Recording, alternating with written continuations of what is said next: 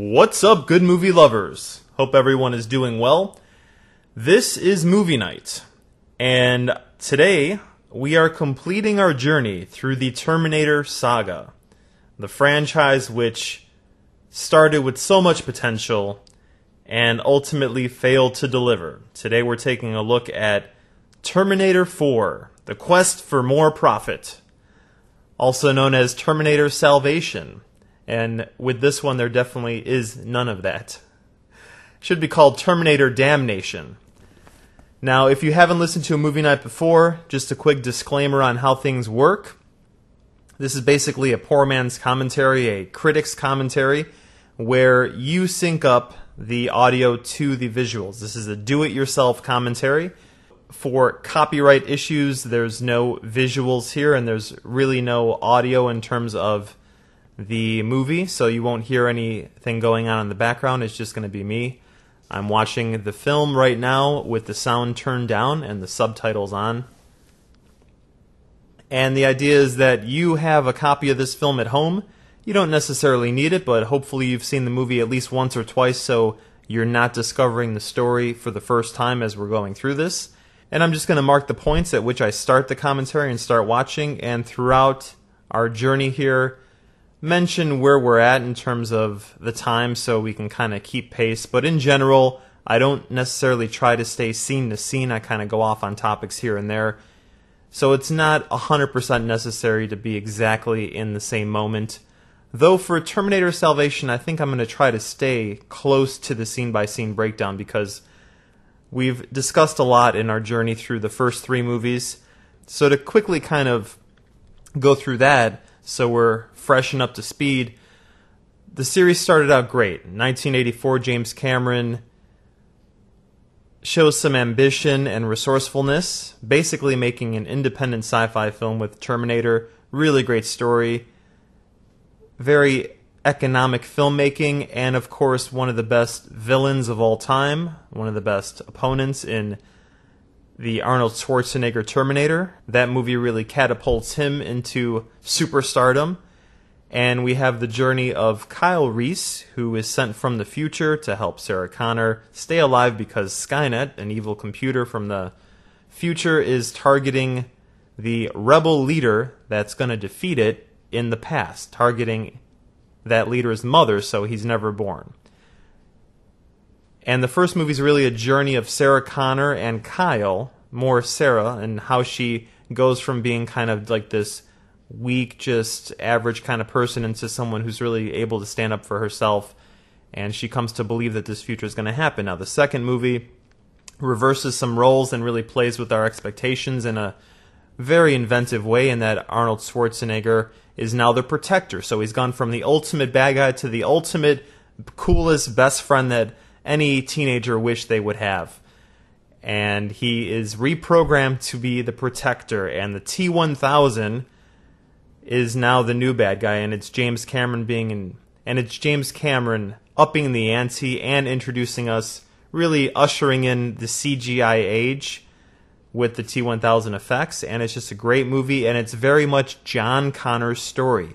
It moves from Sarah Connor. She continues her journey, but really doesn't have as much change or growth as she did in the first movie, other than she really comes to accept that she can believe the Terminator is here to protect her and her son, and her closing little epilogue that if a machine can learn the value of human life, maybe the rest of us can too. Very poignant, and it really underlies kind of where she's come.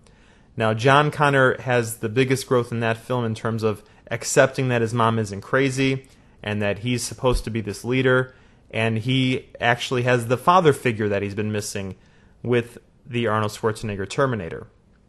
Now, the third film is where things go wrong. Basically, it's a remake of the second film, where you have, again, Schwarzenegger as the protector. You have a T-1000 hottie Terminator.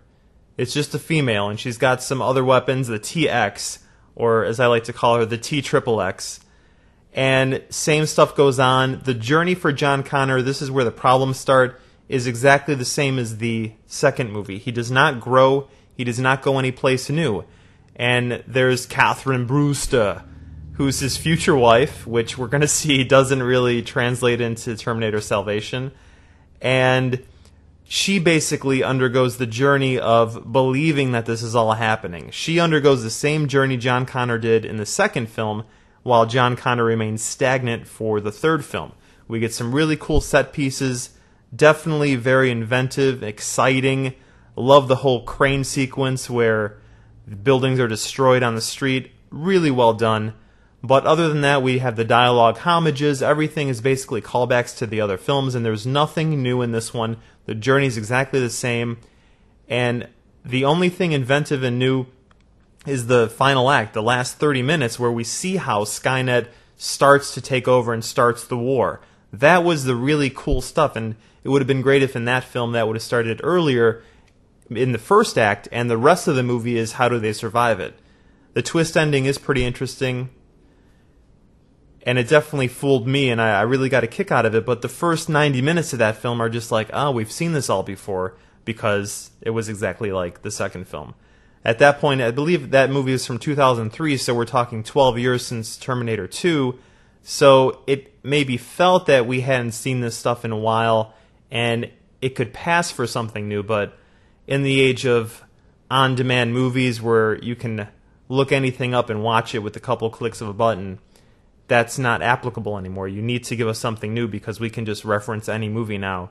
And a long time period between sequels doesn't have the same impact, and our memories aren't as weak as they were before because the access to that is just so easy. So Terminator 3 failed in those respects. Now we come to Terminator Salvation. Terminator 4, 2009, 6 years after Terminator 3. And as we're going to see, it's kind of behaving as if the third movie didn't happen, which is a little bit annoying. I mean, if you're going to do something, Terminator 3 does acknowledge Terminator 2, so it would be cool if Terminator 4 did the same for Part 3 and found some inventive way to justify it. But we get all these different kind of additions with John Connor's pregnant wife, and she's not Catherine Brewster, and there's no reference to what happened before. So we're going to get into that. So now we know what's going on. Let's just get into it.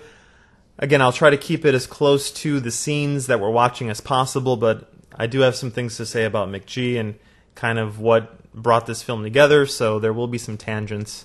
Don't sweat it. Just, it's not that important that we keep exactly at the same pace. So I am watching this on demand, actually, because it is in HD. So I get to see how bad it is in really good quality.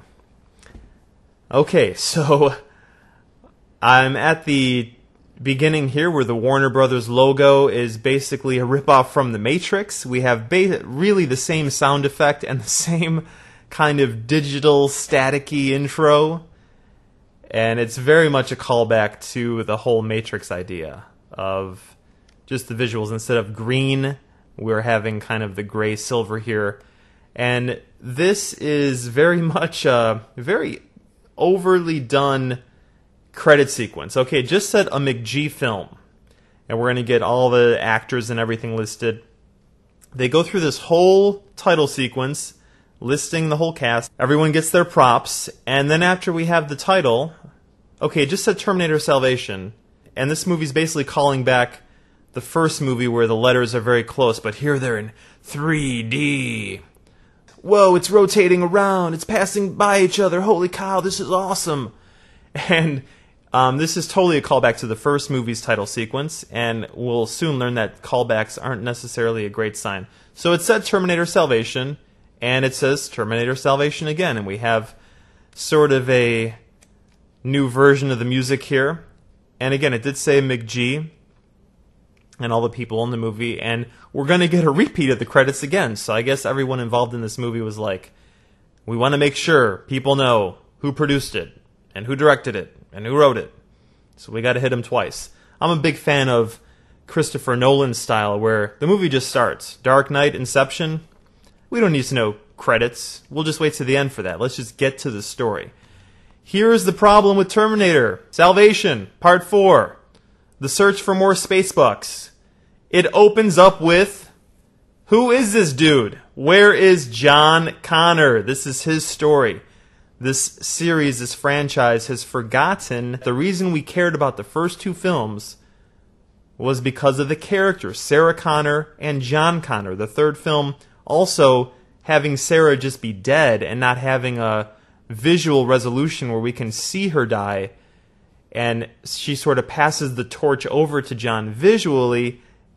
We're not able to emotionally connect to that, and it feels like a big cheat that this character we've been so connected with for two films, for 5 hours essentially, just disappears. And it's like, oh, I didn't get to say goodbye, and I'm going to feel that regret for the rest of my life. And here, at the beginning of this movie, it should start on John Connor. At least the third film does that. And here we have Sam Worthington, who plays the same character in Clash of the Titans and Avatar. At least in this one, though, he does get kind of emotional. There's a part later where he screams up at the sky. Very, kind of a cliche movie moment. But he's essentially the same kind of character in all the movies that he plays. I know he's kind of a tough guy. He's got that down, but I wish there was a little more range. But starting the movie off on his face makes it his story. Oh, Cyberdyne Systems, and we have Helena Bonham Carter in cancer mode because she's bald and she has her head covered. That means she's sick. And she pulls it off. And now we have the character being put to death via lethal injection, and we're like, okay, who is this dude? What is this tying together, and what does it all mean? Again, biggest mistake this movie could have made is not started from the point of view of the character that we've heard about for 3 movies, seen in 2 movies. And oh, look at this, a nice symbolism. He's on the cross. This is supposed to be John Connor, JC, Jesus Christ, right? The savior of the human race. And we have Sam Worthington, Stranger, who's going to be the new Terminator model, who doesn't know he's a robot, the ultimate infiltration system. And that guy's from Texas because he's got the Texas tie and a hat. Very nicely done. Okay, this guy's dying, who cares? So right off the bat, this film is doomed because it's showing us that it doesn't have a concept of what the series is truly about, and that it's based in character. I keep saying this, and I'm going to keep saying it until I get tired of hearing it, that movies work because we care about the people that are in them. The best movies, our favorite movies, go through your top 10. Oh, directed by McG. Thank you for letting me know, because I didn't get that when it said a McG film earlier. So we just needed this little intro moment so we can go through the credits yet again, even though we just sat through them. Jeez, get over yourselves, maker of Terminator 4. We get it. Just get to the story. I'm about 5 minutes into the film, and now we get a second beginning. So we get this opening, a false opening, very much like Transformers 2, where we start on Earth 10,000 years ago, 18,000 years ago, and the cavemen get squashed by the Ancient Ones. And then we come to a new action sequence opening. Same thing here. So the year is 2018. And they remind us of everything we know from the first 3 films.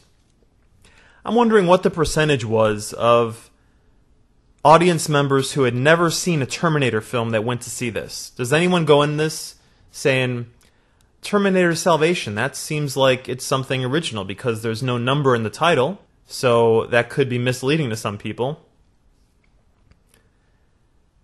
It's pretty much guaranteed that if you're a movie fan, if you know what a movie is, and you go to the theaters, you've probably seen a Terminator movie, a clip of it, something. You know Arnold Schwarzenegger was a Terminator. You know who John Connor is.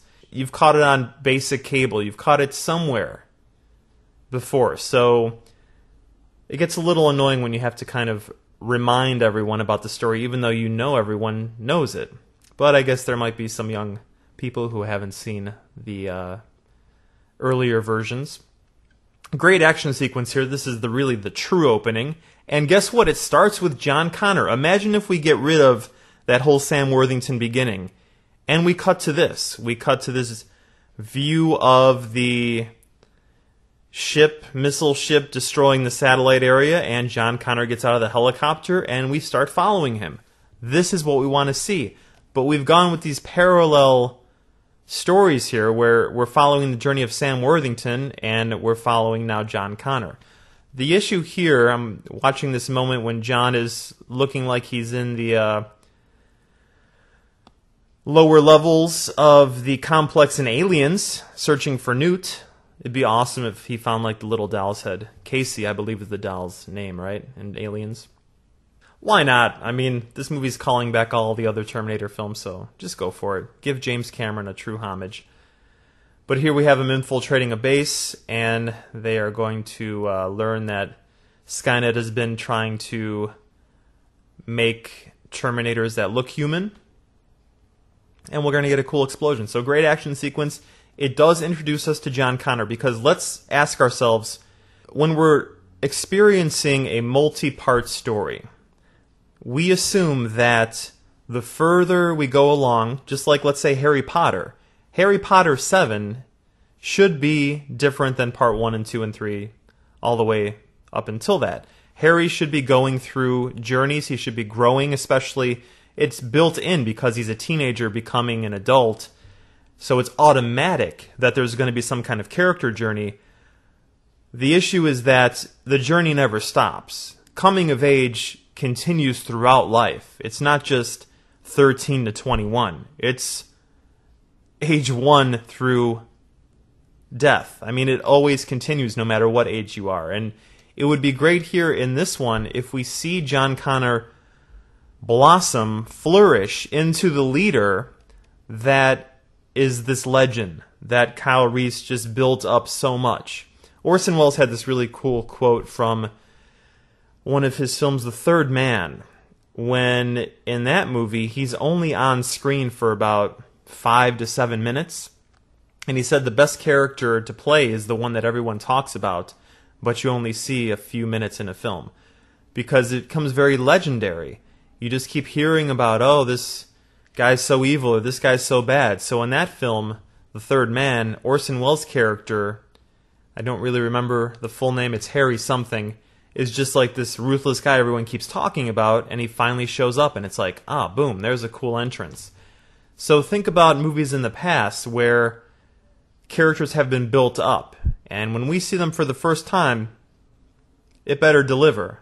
The camera angle better be cool. It better be like Clint Eastwood, The Man with No Name kind of thing, where it starts low and it goes all the way up to the hat, and he's got his hands on the gun, and it's like, this guy's a real badass. Now, here we have the John Connor that in the first movie we never met. In the second film we saw as this weak kid, who again, for that age range, right, that Harry Potter age, is going to become this leader.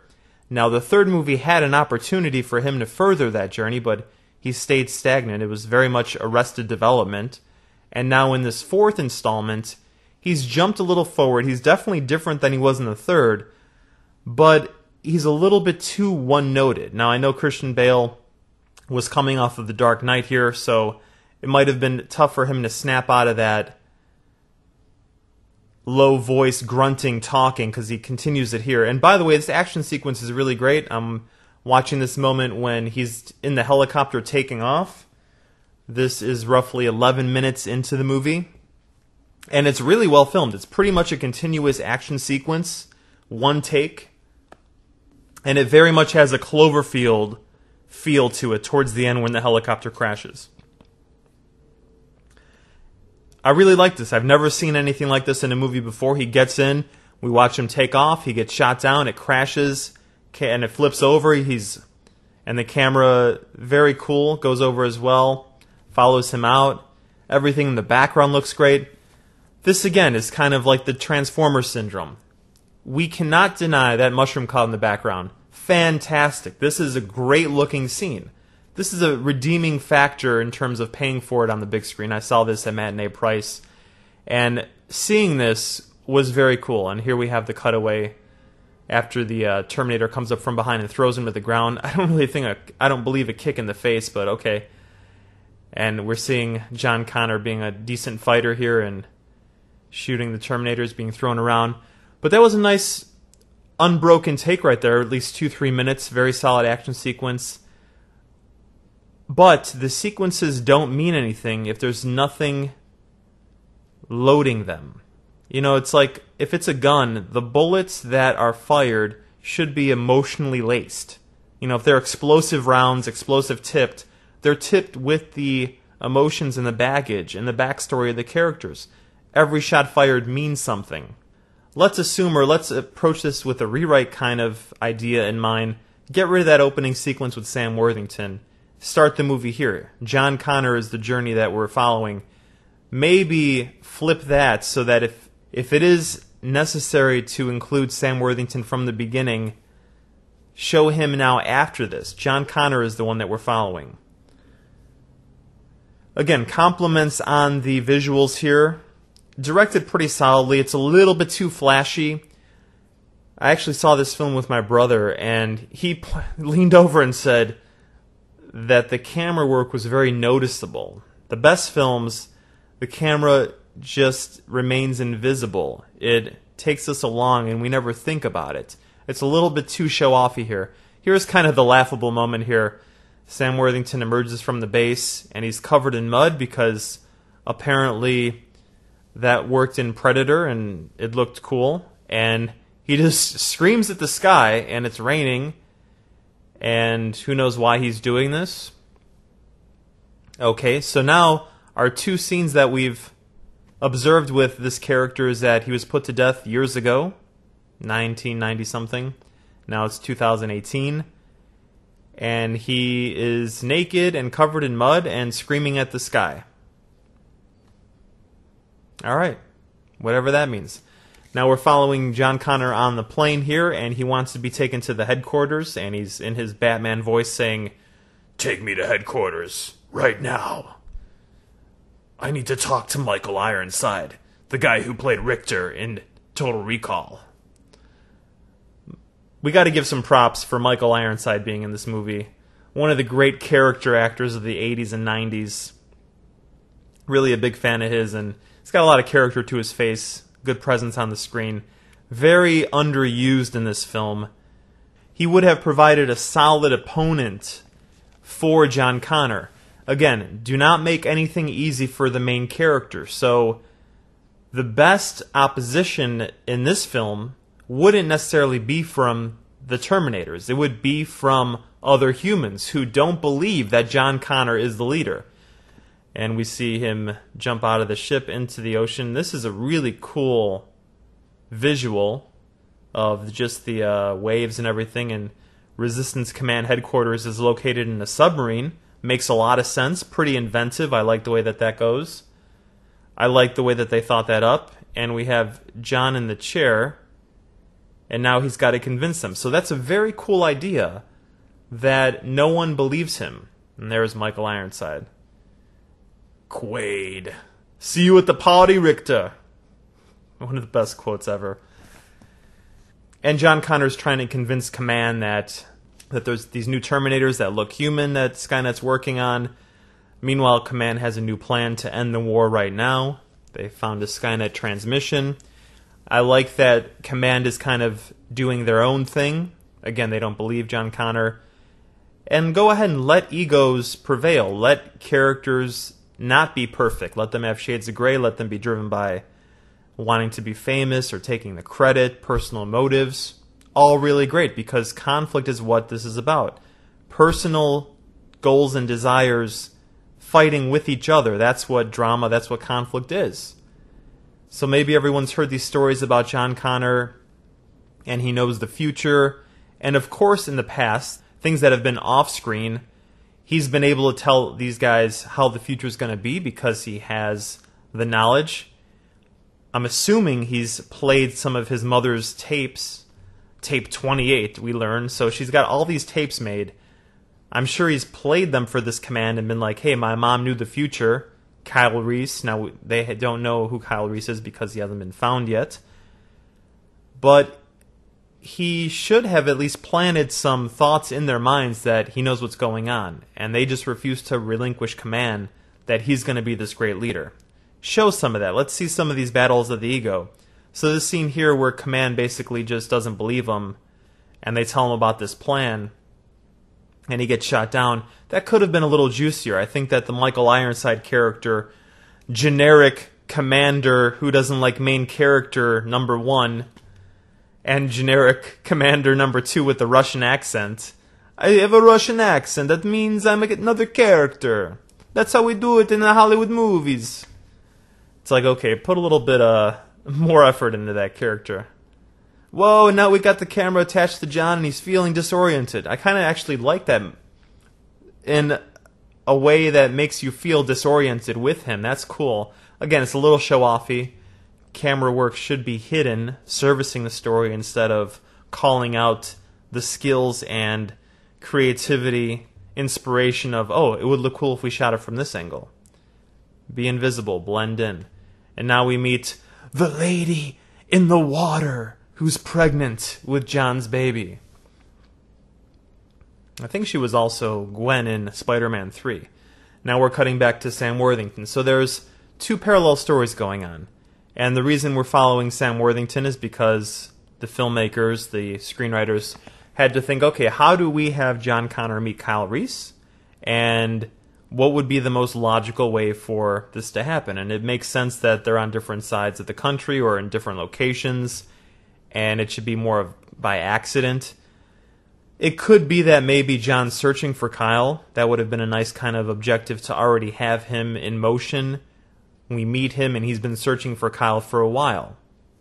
Kind of like Darth in Empire Strikes Back, where after the first film, he's searching for this son or for this Jedi in training that he's heard about, starting to scour the universe. So characters are always in motion. They're always going after what they want, even when we don't see them. Now we cut to John looking at the picture of his mother and listening to the tape. So that's kind of a nice way for us to reconnect with that character that we cared about so much in the first two films and who was disrespected in the third. But it's also a rehash of information that we've seen in the first movie, or heard in the first movie at least. It does the job, though. Again, it's been a while in terms of analog timetable and analog years. The first movie's 84 when that message is recorded for the first time on screen when we saw it in the movies. And this is 2009, so 25 years. But in the digital age, it's really the click of a button, so it's a couple seconds. Digital time is a little bit different from analog time nowadays. And John starts to formulate now. So this is very much a kind of confession cam window character moment. The main character needs someone to talk to about how they feel about what's going on. Here, Sam Worthington, wow, that really looks fake in HD here. Again, I'm watching it in HD, and Sam Worthington standing behind the Hollywood sign, looking out at Los Angeles, that looked very green screenish. He's actually walking through, I think this is a metaphor for StoryCorp's destruction of story quality in Hollywood. And these are the remnants of what would have been a great Terminator Part 4, but it's been destroyed by profit and greed and lack of inspiration and creativity. Sam Worthington here is walking. I'm at the moment when he's going to meet one of the Terminators, and he just starts firing. Ever since Predator, one of the cliches is that in action movies you need to have a minigun. So why not just give these Terminators this minigun? And we're going to meet Kyle Reese, a.k.a. Chekhov from the recent Star Trek reboot. We get the Terminator crushing a skull with his foot. I do like the shoddiness quality of this Terminator. They're not necessarily refined just yet, so it's kind of cool to see the early versions here. It's at this point of the movie that I realize, oh, my hopes for a Judgment Day movie are really gone, because we just saw the beginning of Judgment Day at the end of the third film, and it's after Judgment Day, and we're not going to see any big battles here. Was really hoping to see something that resembled the flash forwards in the first two films, where James Cameron gives us this field of battle of just Terminators walking and laser blasting and the hunter-killer ships in the background, and Kyle and everyone just scrambling, and really nice action sequence. Those sequences are better than anything that's really in this film, and they're like a minute long. Here we have 2 hours worth, and it doesn't really approach the same level of inventiveness and quality. A little disappointing, but this is an example of us, the audience, being iPhoned, which basically means that some of the good stuff we get now, but because there needs to be a reason to buy the new version of the iPhone or see the next version of the story, the next sequel, some things need to be held back. So the battles that are hinted at in the first two Terminator films, with those fields of Terminators laser blasting everyone, those are going to be held back till Terminator 5 because that's what the audience wants. So we're going to basically get the origin story of the future, which we get hinted at in the first couple films, of how John Connor is going to meet Kyle Reese, and here's the story of the Sam Worthington Terminator, who kind of has like a Pinocchio. The doll that didn't know he was a boy, and the boy who didn't know that he was a doll. Aw, isn't that sweet? But the problem is that it's not 100% interesting. It's okay, but I just wish it could have been played a little bit better. Or, in terms of a rewrite, I really don't know if I would even have included this, because is it really necessary? It's just something that eats up time and is a reason for Kyle Reese to be introduced into the story. The major issue here is, since the future has been talked about in the previous films, I guess the solution would be to watch those movies. Oh, a building's falling apart here. Just an excuse for some demolition. I am at 25 minutes into the film. And it looks cool, so why not have it as the characters are discussing their next move.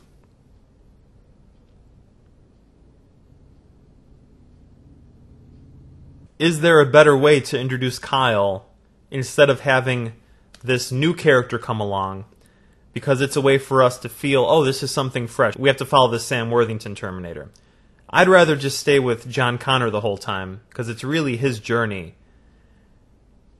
Maybe as he's giving his fireside chat, FDR homage, inspirational radio chat, Kyle contacts him. He realizes who he is. He can't necessarily tell him because that would kind of alter the future. He just has to maintain knowledge that this is his father and not necessarily tell him everything that's going to happen and send him back to the past. But in the meantime, maybe he can guide him over to this base and they can join the fight together. Or his mission is to find his father and to keep him safe, so he kind of goes out to look for him. That could have been an alternative. Because again, the main thing that we care about is seeing John become the Jedi. When Return of the Jedi starts, Luke has almost pretty much completed his training. We see the training in Empire Strikes Back. And one of my main beliefs is that if you take out all the Yoda and Luke moments from Empire Strikes Back, it's not as powerful of a film. That's because we really see him growing. So we need to have John Connor go through. And that was necessary in Terminator 3. Because the relationship between John and the Arnold Terminator in the third movie was the same as it was in the first movie, and it would have been better if there would have been some changes. I'm at the moment here where Kyle Reese is with Sam Worthington and the little girl, and they are in some room with a little bit of greenery, getting something to eat, sitting around a fire, and Sam's just pulled a shotgun on Kyle. Ooh, that was quick. He grabbed the gun out, and he's got a rope tied around his arm. And that's showing, okay, I guess he knows what he's doing. He's smarter than the average bear. Smarter than the average Terminator. Who doesn't know he's a Terminator? And they have a radio here, and this is where they're going to listen to John Connor. But give me that John Connor journey. Biggest problem of this film. And don't make it easy for him. Every scene needs to be him battling for something that he wants. Now, just to quickly remind ourselves of screenplay structure, especially in the StoryCorp format, we have a main character seeking an objective with an opponent, a villain who also wants something. Maybe it could be the same thing, maybe it could be something else, but the opponent getting what they want means the main character won't get what they want. So it could be the same item, doesn't necessarily need to be mutually exclusive, but they need to have a reason to fight with each other, to be in conflict, to be stopping each other, to be one-upping each other, getting to it first. It's Cannonball Run. They all want to cross the finish line. It's Indiana Jones. They all want the Ark. Whatever it is, these characters need to be motivated. Now, this main character also needs someone to talk about how they feel. Here, John Connor talks to the lady in the water about how he feels. But I'm not sure what his objective is. What does John Connor in this movie want?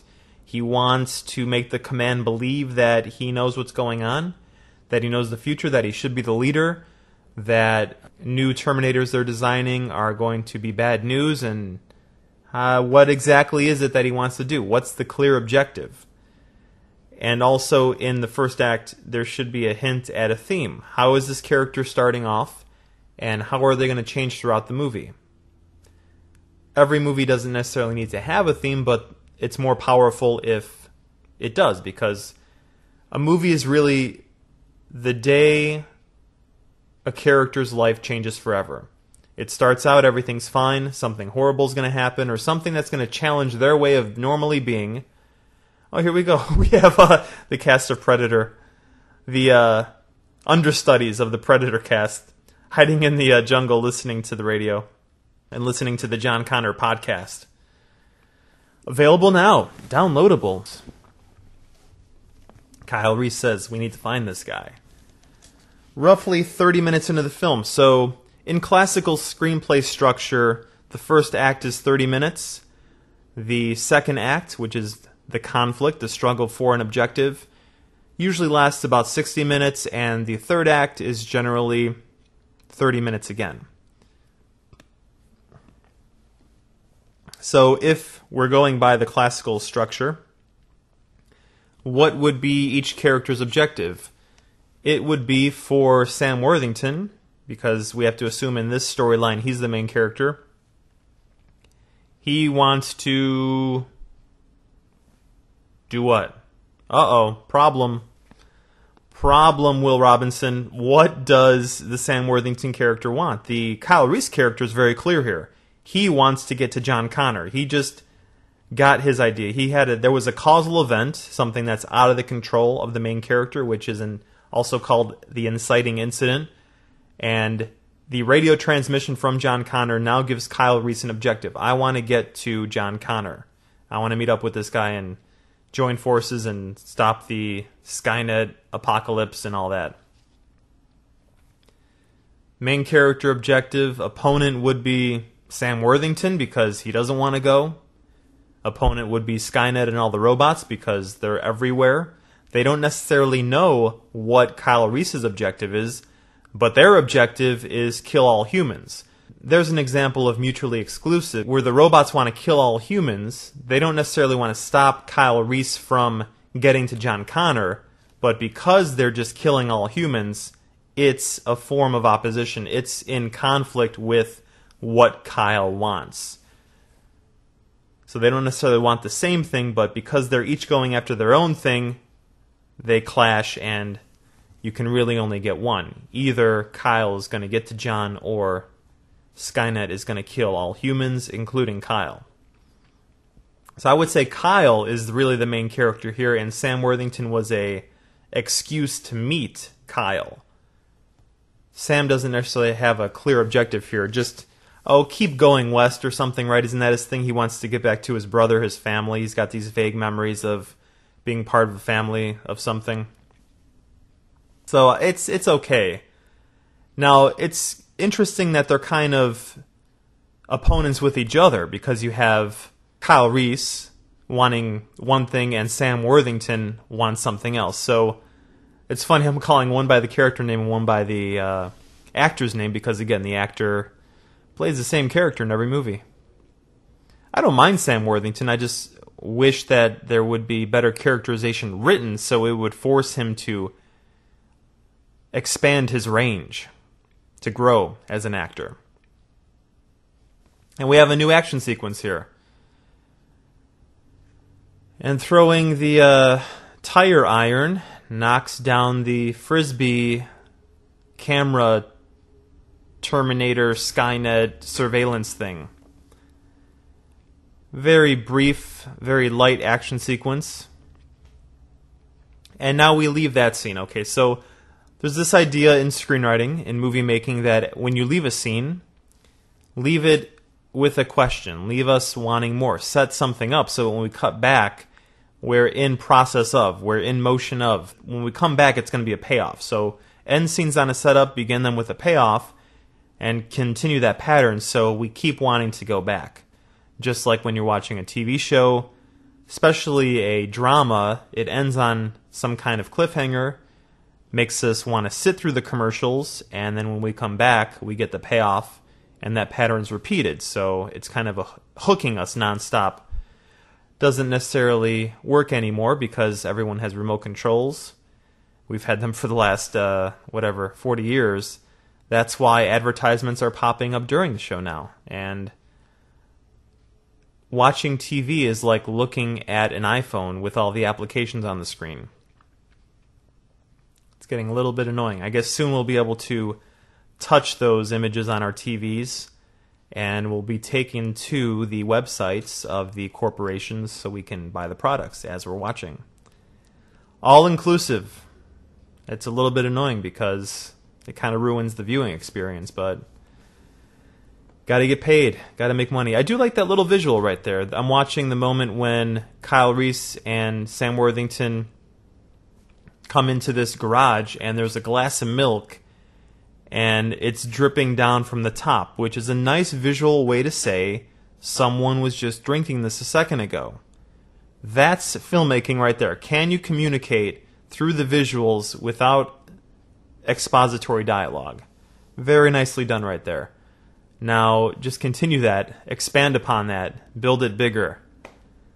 That's why dialogue is the least important thing in a film. That's why watching something like 2001: A Space Odyssey is one of the best educational experiences ever for filmmaking, because it's all about, can story be communicated without dialogue?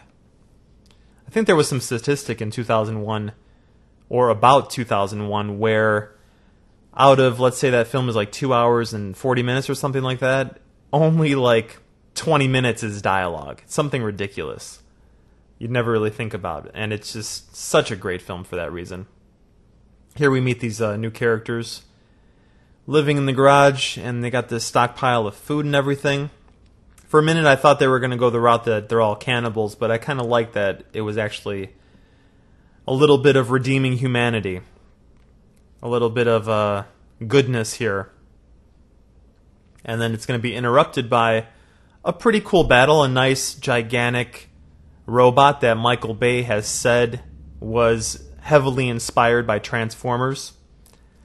You could definitely see that. I mean, just because Transformers visualize the robots like this doesn't necessarily mean that now every robot that is created is a ripoff of that, but there is some very close similarity here to the Transformer-ish kind of design, but I mean, why wouldn't there be? It is different enough to be on its own, though. Can appreciate it. I like the ship floating there and then this big Transformer blasting everything. Now let's take notice here. 38 minutes into the film, watching the moment when John Connor is crawling towards Sam Worthington, and the car speeds out and runs over the guy. And the guy gets up and he's able to keep going. And they're going to get into the Winnebago and keep going here. I like that. The moment it's time to survive. See you guys later. Everyone for themselves. The sound effect that this Terminator has is pretty cool. I do like the way there's like this kind of humming. It would have been nice if maybe that humming was an auditory sort of disorientation device that Skynet's thought of, that there's a frequency that makes humans dizzy or something, so when the robots go in, they have this kind of noise and it makes people confused. That would have been a nice little added effect, but I think it's done more for us, the audience, instead of the function of the logic in the moment. It's like, okay, we'll have this robot, and he hums and vibrates whenever he moves and all this, and it sounds great, and it makes it feel more imposing. Nicely done. But it would have been nice if it would have been justified a little bit more. I like how they're collecting it. We have some little hints, some collective human consciousness moments here of the Nazis collecting people in the train cars, bringing them to camps. Basically, we have the robot Holocaust here, mimicking the Holocaust in Germany and throughout Europe. So if you're going to take something from history, just make sure it's done powerfully, and those images really are very striking. This is a well-filmed action sequence. It's very cliche that, okay, 3 shots and none of them work, and okay, the little girl has the flare. So okay, here we go, throw it in. Cool explosion. This explosion does look great. I think it's nicely filmed from a distance when everything explodes, and of course, the robot is not affected by it. As Sam Worthington drives away in the Mad Max truck. Definitely some Road Warrior influence here, but that doesn't necessarily mean that the Mad Max trilogy owns all the imagery for apocalyptic visions of the future where you have a highway and cars scattered about. It doesn't necessarily mean that, oh, that's a ripoff of Mad Max. Okay, it did it first, but did it do it the best? And the films that follow, are they doing it in a new, different way? I love the idea here of the Terminator motorcycles. They kind of transform. Pretty inventive and pretty scary, actually, where they're just speeding down. They have just the computer-sharp steering ability to go around obstacles. Very cool. It's a kind of obligatory action sequence that's going to take up about 10 to 15 minutes. Okay, that's fine. And we have the vision through the Terminator motorcycles. There have been moments here throughout where we get a look through the eyes of these various Skynet creations. There was the one in Headquarters where Christian Bale was looking at the snaking spinal column robot thing, and we saw things through his eyes. Kind of done for us, the audience, not necessarily logically in the story. Now, if we think back to Terminator 1 and Terminator 2, whenever we saw through Arnold's eyes, it was because we wanted to see what he was thinking. And here's how he kind of scans the area and everything. So, jumping through different versions of the Terminators here doesn't necessarily connect us to them. It really should be done just like any point of view shot. We're giving us a better connection to the characters. Here it's just kind of done because it looks cool. I guess it's a connection to Skynet because every single robot represents the super villain, the super opponent, which is the AI intelligence of Skynet. So I guess that could be justified. But it'd be nice if, when looking through the eyes of these robots, something new was revealed each time. Every robot is wired via Wi-Fi to Skynet, and new information is being sent through, and information is being communicated to Skynet. So files are being created. Skynet is looking for the different players that are going to be a factor in the future. Nice action sequence here where the ship fires at the bridge and the motorcycle destroys one of the engines. Again, you really can't knock the visuals here. They look cool. Wow. Oh, look at that. The robot caught him. And again, that looks great. It's a really great visual. And here we have them dropped in the train car. And that's disturbing. Even if we don't know history, just like on a subconscious level, we are all connected in the collective unconsciousness, so it's just eerie. And our hero jumps with the axe. Looks great, can't deny it. The problem here is that for 10 minutes we've been away from the person we care about, John Connor. It's his story that we really want to see. Yes, Kyle Reese, we're interested in him as well. But for some reason it keeps focusing on Sam Worthington, and he's a very static character. And at the end, when it's discovered that he's a Terminator, do we really feel the surprise, number one? We've known it all along, but I think in the previews it showed that when John Connor's doing the Batman interrogation, it pans down to show that his chest is exposed. Okay, well, thanks for ruining that. Well, and here, in this moment when he kind of skips across the water like a stone at 45 minutes into the film, we realize, if he survives that, he's probably not a human. And we got the hint from the opening scene that if you sign this, you donate your body to a bigger cause, and you're going to become a robot. This action sequence just keeps on going. Remember that the longer the action sequence, the less time filmmakers need to explore character. And the more it can be hidden that they didn't answer the questions in the writing of the story. So they're kind of avoiding that in the telling of the story here. This is basically like a Band-Aid for a sick screenplay, for a malnourished screenplay where the characters aren't as developed. Again, great shot. I love the visuals here where a piece of the ship right there hits the water right in front of Sam Worthington and skips over him. Looks great. Can't knock the visuals. Big fan of that. But what is going on in the fourth installment of a mega story here where John Connor is at the center of it all? Are we seeing his journey? Are we seeing him grow? Is it his struggle? And again, let's just cut back to Sam Worthington. Where's the John Connor story? Notice here, at about 46 minutes into the film, it's continuing to follow this character because he's the new character. So by default, a new character is going to have to go through these steps. And it's easier to follow that journey than it is someone who we've been dealing with for 6 hours of screen time for 3 movies over 25 years. It's tougher to take the next step and follow the next evolution. It hasn't been thought through. So we just cut away from John Connor doing his deep voice, his scruffy talk, and then now we cut to even another character. We got to have the obligatory hottie, so she's hanging by the parachute and Sam's going to cut her loose. And of course it's, now she doesn't trust him, and she's got to hold the gun to his face. Who are you? I don't believe you.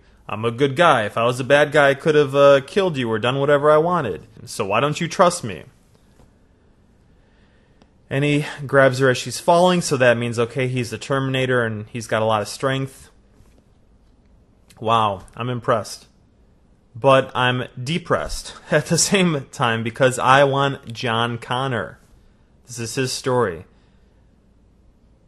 It would be great if someone would edit this film out and just, for one edit, all the scenes of Sam Worthington together, the other edit, all the scenes of John Connor.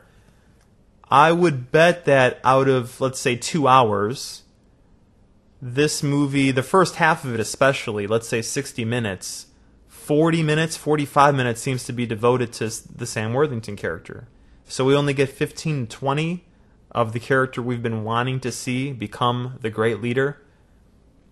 That's just another indication of how underthought that journey was, that evolution is, and using a new character is a great way to distract from that. In rewriting this, it has to start with John Connor coming into the film, and again, if we're looking at the John Connor storyline, he's the main character. Lady in the Water is his window character, his confession cam. I'm going to tell you how I feel so that the audience knows how my thematic journey's going on. His objective is what? And his opponent is who? Skynet? Yeah, in the bigger picture, but it would be great if the commanders were his opponent to his objective of, I want to become the commander. I'm the one who's going to become the leader. The future has happened. There's no doubt in my mind that everything my mom said is obviously true. Kyle Reese is my father, and I need you to believe me. I need everyone to follow me. So why isn't he going around and recruiting all the other soldiers? Why isn't he just basically staging his own coup d'etat? He knows that this plan that the commanders have thought out is not going to work. Why doesn't he try to subvert them? He should be the one going around, making this plan, telling everyone not to follow the orders of Michael Ironside. That would be interesting. The rebels, the humans here, should not be so easily together. It might be tough to choose side. Everyone's heard the stories about John Connor, the rumors that his father was from the future and that he's been prophesized to be this savior. So go with that. Why not? Because that would mean creating drama and conflict and thinking through characters instead of sitting down and storyboarding, okay, in a 2-hour film, every 10 minutes we need to have some kind of action sequence. There should be all these shots of the Terminators because that's what people really want. When the truth is that the reason we care is because of the characterization in the first 2 films. Whether we know it or not. I know for myself, seeing Terminator 2 in the theater when I was like 14, 15, I wasn't going in thinking, oh, this is going to be the continued journey of John Connor and it's going to look great. And it's going to be so emotionally rewarding. No, man, I was looking at the T-1000 thinking, holy cow, that's awesome, and I can't believe Schwarzenegger is a good guy in this movie. That was obviously the hook there, but what that movie does brilliantly is that it gets me, as a 14, 15-year-old at that time, emotionally invested without consciously forcing me to do that. And that final moment when the Terminator is lowering down into the molten lava to be melted down, John Connor has got the tear in his eye, so does everyone in the audience, young or old, because emotionally that story is hooked. And it's so satisfying. None of that happens in the third film, and it definitely doesn't happen here. Is there any moment when we have that vulnerability, when we are so connected with what the character has gone through, that there is this catharsis, that there's this emotional release? Does it happen at all? No, because the character never gets vulnerable. In the second film, we know John didn't have a father because Kyle was killed. And he's been longing for that guidance, and the Terminator is able to give that to him. So what is it that John wanted in the third film that would have allowed for some kind of emotional journey? And what is it in this fourth installment that could continue that? Now, it doesn't mean that characters have to cry in every movie and all that, but everybody is vulnerable in some way. If you're a human being, you care about things. You have sensitive spots. There's that bruise that never seems to heal in everyone's soul. There's hopes and dreams that are realized, that are stifled. There are emotions surrounding all of that. Here for Sam Worthington, as a Terminator Pinocchio, what is it that he wants more than anything? If he's obsessed with this echo of a memory where his brother, who used to listen to Alice in Chains, is out there somewhere, or there's a family, and it's calling to him, why doesn't he pursue it with the utmost emotion and fervor? Yeah, I just said fervor. But why isn't he just obsessed with this? And I love how this romance is just happening so fast. Oh, you saved me from a gang of rapists. That means I'm in love with you now. Like, we've never seen that in a movie before. This is a nice image here. I guess it's a reconnaissance scene where John Connor is out there with Common, and they're setting up Skynet so that they can kind of do some research. They blow up cars in the distance, and I guess they're going to watch behavior here. 54 minutes into the film. I like the smoke in the background. I like how this all looks. But now cutting back to John Connor, what was the previous setup that this scene is paying off? How is it furthering what he wants throughout the film? What is his objective? How does that objective challenge who he is as a person at this moment? And how does it influence who he's going to become by the end of the movie? Cool vision there through the binoculars. See, there's a nice logical reason that we should see through the eyes of technology. Here we go. They're testing out the signal jammer blocker. The ship is getting closer and it's losing contact. It's been scrambled and now it's going to be destroyed. So they found a way to break the connection Skynet has, this worldwide Wi-Fi system where it's able to remote control everything. Again, I still vote that we should see Skynet's intelligence every time we cut to the vision, the view, POV of all of its extensions, of all of its minions, the motorcycle Terminators, the hunter-killer planes, everything that's under control of Skynet should be informing us of Skynet. So that's kind of a way for us to get into the mind of Skynet. What is it looking for? So again, each time we see through its eyes, it's new information. It's not just a cool Predator vision. Wow, this is awesome. It looks really cool and different. No, it's nice to give us something. I'm glad that you were thinking of us in the audience, the filmmakers. Thank you for that. But also make it logical. Don't necessarily make it special effects porn, where it's being done because it knows it's being watched. It's being done for voyeurism's sake, instead of true, in the moment, this is a reality being captured, and it doesn't know that an audience is watching it. Very eerie here, where we're following now Kyle Reese going through the Skynet concentration camp. This is one of the more inventive parts of the movie. Very scary, very eerie. Love the shots of the Cro-Magnon Terminators and their red eyes, just standing watching guard like Nazi stormtroopers. Very, very just kind of chills. Disturbing. Wouldn't Skynet know that they have Kyle Reese, and wouldn't they know that Kyle Reese is going to be the future father of John Connor? So why not have Kyle be taken out, separated from the pack? Wasn't Skynet scanning all their faces? If we have that kind of technology now in 2010, without a super AI computer creating it all, why wouldn't they have it in 2018? The story actually now becomes 3 parallel lines, where we have now Kyle Reese, Sam Worthington, and John Connor. So it's further spreading out, which means now each story has less and less time. If we're following Kyle, and now we're following Sam, and then we're following John, if there's only 60 minutes, each of them ideally would get 20, if there's going to be balanced storytelling. It's a lot easier to do that because less material has to be created and thought through than if it was one character for 60 minutes.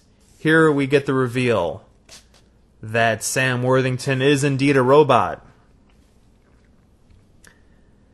Pretty weak reveal because we'd known it all the time. 58 minutes into the film. This would be a midpoint moment of the movie, and in a midpoint in screenwriting, usually it's the moment when the main character realizes a clear path to getting their objective. If at the end of the first act they define their objective, I know what I want, around the midpoint it tends to be, okay, this is the one way to get there. Because throughout the first half of Act 2, it tends to be the character finding different ways. Okay, I want to get to the West Coast, so maybe I'll go down this highway. Okay, maybe I'll go by boat. Maybe I'll go by plane. No, the only way to get there is by train. So it's train for the rest of the film. Now, John Connor's objective, again, he doesn't really have one. He tested out the technology that crashed the plane earlier. He told Command that their plan sucks and they should listen to him. And he talked to Lady in the Water about, well, I don't know how this future is going to turn out. It's not the one. This isn't the future. Hold on, that's not deep enough. This isn't the future that my mother told me about, that she left on these cassette tapes. How come we have cassette tape players? Why wouldn't we have MP3s? This indeed is a confusing future. So here's the, I guess this is the scene where Christian Bale lost his cool and there was the release of the Mel Gibson-ish Alec Baldwin tape of him blowing up at the cinematographer or whoever the crew member was. It's a pretty cool way to have someone hanging and interrogating them, and this mirrors, or is a callback, an echo of the earlier image at the beginning where he was on that cross being put to death by lethal injection. Looks great, but at this point, if we're following the Sam Worthington character, and he has a character journey, now he's learned, okay, hey Pinocchio, you're not a boy. You're a doll. Okay, human, you're really a Terminator. So what's your mission? How is that impacting him? Have we been so connected with him and his journey of, I'm a human, I gotta get back to my family, that now, when he's revealed to be a robot, his dreams are destroyed? This is the impact that this moment should have for Sam Worthington. I've believed so strongly in who I am that when I finally get the truth revealed to me, it crushes me. And at the same time, it crushes us in the audience because ideally we're connected with that character. But here, not so much, because we've known the whole time that he's been a robot and he just doesn't know it. Go back to Empire Strikes Back. Luke, I am your father. Thankfully, I was young enough, and there wasn't an internet back when I first saw Empire Strikes Back, that when that was revealed, it was a huge shock. And I could feel the nausea, the I want to puke my soul out that Luke was going through in that moment when he just clenches and he screams no, and he chooses to kill himself, fall to his death, rather than live as Darth Vader's son. That is so well done, and just the look on his face communicates that. That's the impact that this moment needed to have, and should have had. But because we've known the whole time that Sam is a Terminator, it's revealed in the preview, and it's not really hidden here in the movie, the emotional impact is gone. Also because the choice was made that watching Sam skip across the water as a rock or do these little things that hint at his strength and at his inhuman quality, that was more important than having this emotional moment later, where it's truly a surprise. Always choose the emotions over the visuals. The visuals should add to what's going on inside of the character. Here we go. Kyle Reese identified. Okay. We are an hour and 3 minutes into the film, and here he's grabbed. Okay, so my memory of this film was a little bit hazy because I only watched it in the theater once and was pretty disappointed, so forgot about it. Here, thankfully, Skynet picks him out, but now why don't they just kill him right away? Aha! There's my next thought. Why don't they just kill Kyle Reese right there? I think I'm having a vague memory now that they use him as bait for John Connor. Is that what goes on? But the laws of Back to the Future time travel, Marty McFly disappearing in the family picture, if Kyle Reese is killed right now, there is no future. There is no John Connor, right? So just do it right there instead of grabbing him out of the line, which is, again, really great, creepy image. Very disturbing, humans being rounded up. Just crush them right there. Tear them apart. And cut back to John Connor and watch him fade into oblivion. See you later. Done. Because for some reason that needs to be delayed. Cut to a window character moment here. Confession cam connecting us to John Connor's journey as he listens to another tape from his mother, and Lady in the Water shows up. She is his window character, so he's going to tell her how he's feeling. His journey needs to continue. But notice, all of the scenes with John Connor up to this point, there really isn't anything driving him. He's obeying orders, but there's no, oh, I'm not really sure of my destiny, and that's the reason I'm hesitating.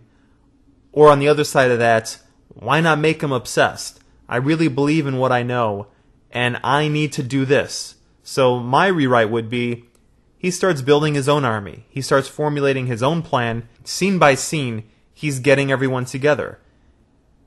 In a cliche way, it's kind of that moment in an action movie when he, as the main character, would go to people that he knows and says, wait for my signal. When I give the go, then we all rise up and take over. Just do something like that. Start it that very cliche kind of way, but now be inventive, be creative, and do it in a way that we haven't seen before. But give him something. Give him some kind of motivation other than just sitting around waiting for tests of some kind of technology and waiting for other characters to do things. He's the main character. That's the number one rule of a main character in any kind of movie. They are the person that takes action towards an objective. A main character takes steps towards getting something, towards getting what they want. If there's someone else driving the action, driving the decision making, then that person is the main character. Main character makes decisions, and the opponent makes decisions against them. So now Sam Worthington has to escape. Notice, this movie is just following this character around, and it's such a distraction from John Connor. No one's really having any kind of character journey. There's no real growth for Kyle. We're just following him through, okay, I get captured, I want to go meet John Connor. This kind of knows who I am. But let's see Kyle go from this kid who's pretty resourceful, being able to keep himself alive, keep that little girl also alive. Let's see him grow into that and go through some things that are going to inform who he's going to become a little bit later.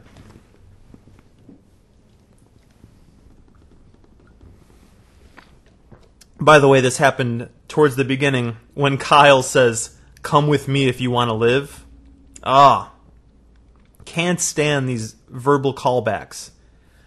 Yeah, it's a tip of the hat to the earlier movies, but it's done so much now, even in the third film it was done,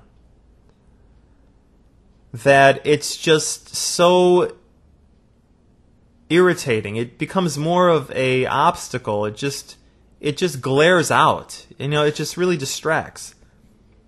Ideally, dialogue is a weapon that characters use in order to get what they want. All dialogue has a meaning of, I am trying to convince you to give me something I need. I only speak when I want something.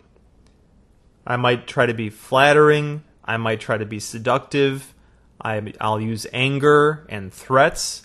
But I'm only going to speak when I want to get something from you.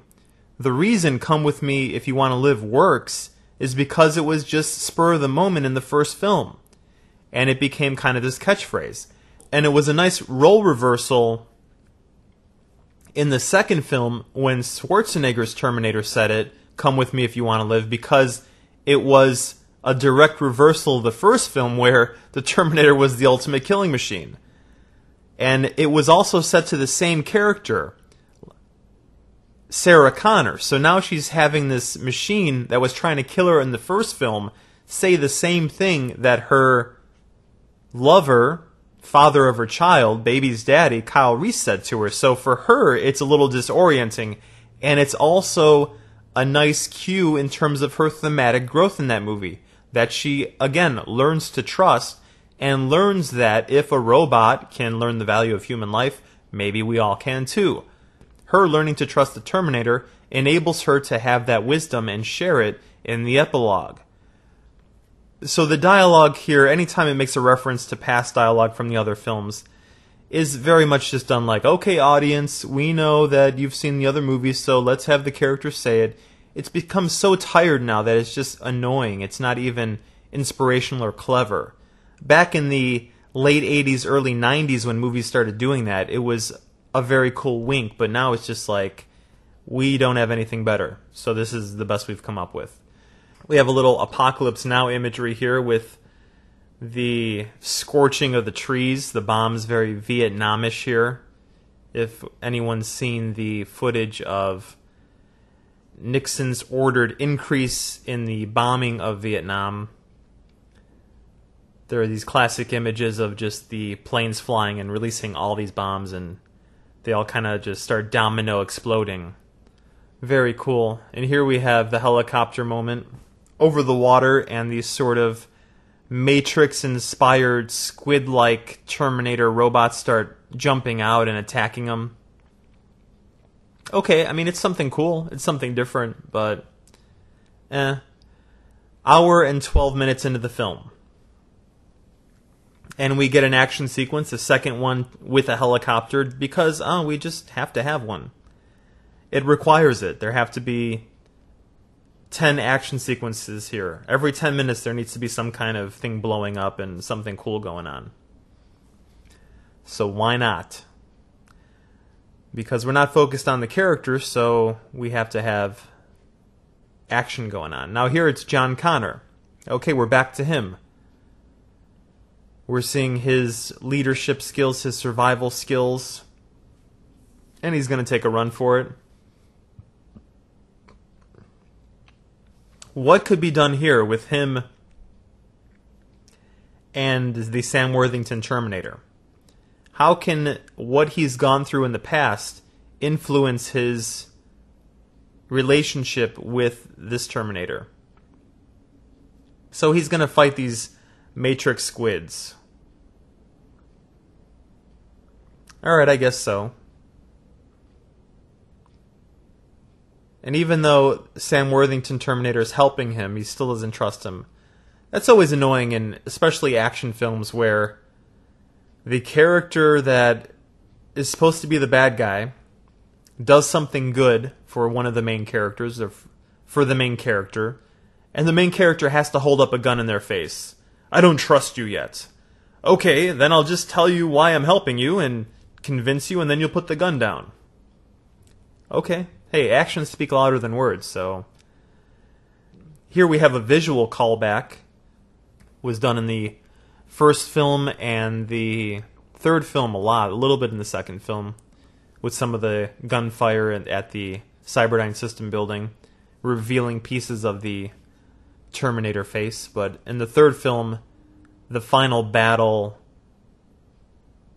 in like the hangar warehouse, underground base, mountain base, we see like half of his face when he says, "I'm back." Holding up the gun, he tells Sam Worthington to go back.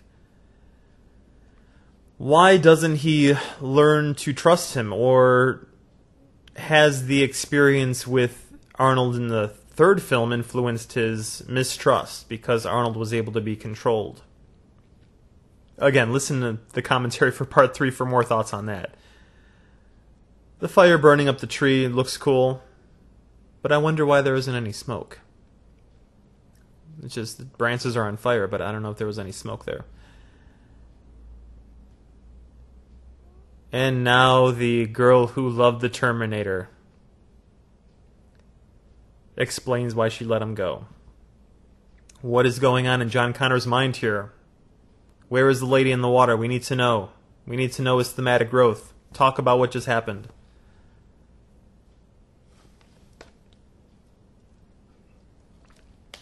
So the setup for the last scene with Kyle Reese was that he was taken by Skynet.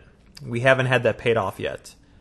This was the first moment we just watched when Sam Worthington and John Connor met each other, so that was about an hour and 12 minutes into the film. Right now, I'm an hour and 15 minutes into the movie, and John Connor is getting in deep voice mode again. Call off the plan, it's not gonna work. I'm John Connor, I know what's gonna happen in the future. Haven't you listened to the cassette tapes that my mom made for me? I only have an MP3 player. Then I'll borrow you my cassette tapes. You have to listen to it. That's okay. Take your ancient technology, and you know where to shove it. I'm Michael Ironside. I know, one of my favorite quotes from Total Recall is, "See you at the party, Richter." Everyone always keeps telling me that quote. Get off of this line. Here's where the payoff would come of John Connor's work, where if we saw him scene by scene getting everyone together with a plan, the commanders obviously don't follow his orders.